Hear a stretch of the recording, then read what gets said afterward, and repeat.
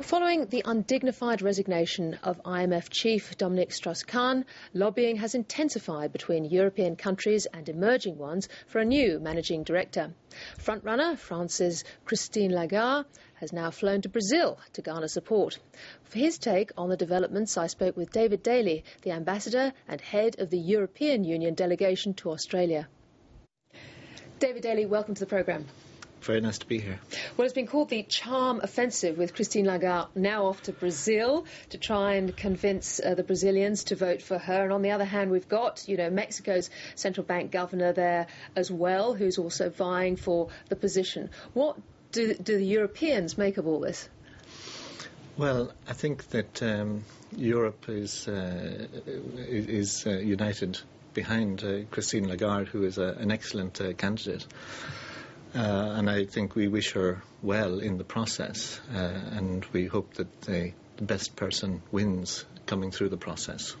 One can have quite a bit of sympathy, though, for the Europeans and the Americans, indeed, in terms of the person that they're pushing. Because if you look at their contributions to the IMF, I'm looking at the quotas now. United States, 17.75%, Japan, nearly 7%, Germany, 6%, and the UK and France, 4.5% each. I mean, they contribute a lot. They should have a say, shouldn't they?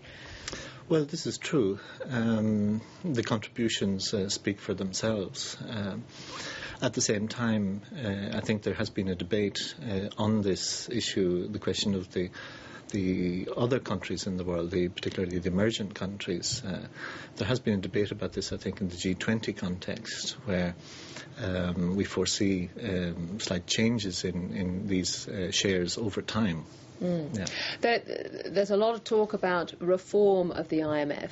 Is that reform going to come in time? Has the IMF reached its use-by date?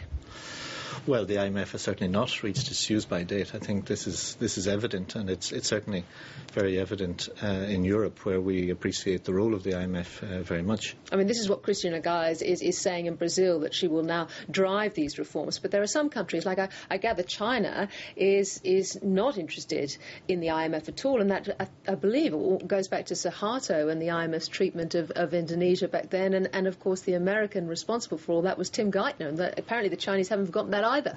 Well, there you have me. I mean, that I can't really comment on China's position.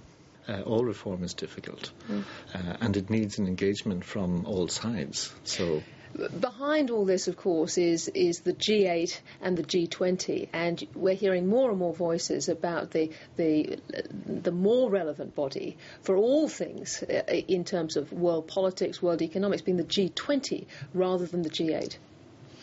Well, I think both still have their role, and the European Union as such is in both the G20 and the G8.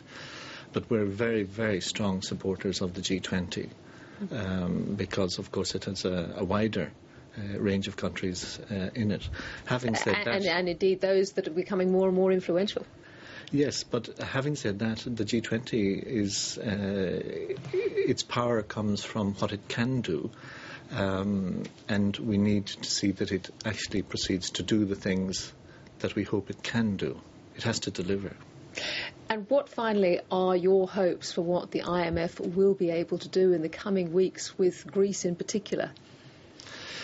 Well, the IMF, together with the European Commission, are looking at the next tranche of money to be delivered to Greece, and for that some conditions have to be met. And if they're not? Well, decisions have to be taken then, and see, these things are always need a very careful appreciation. Well, we'll wait and see. David Daly, I thank you very much for coming in and joining us today. Thank you very much.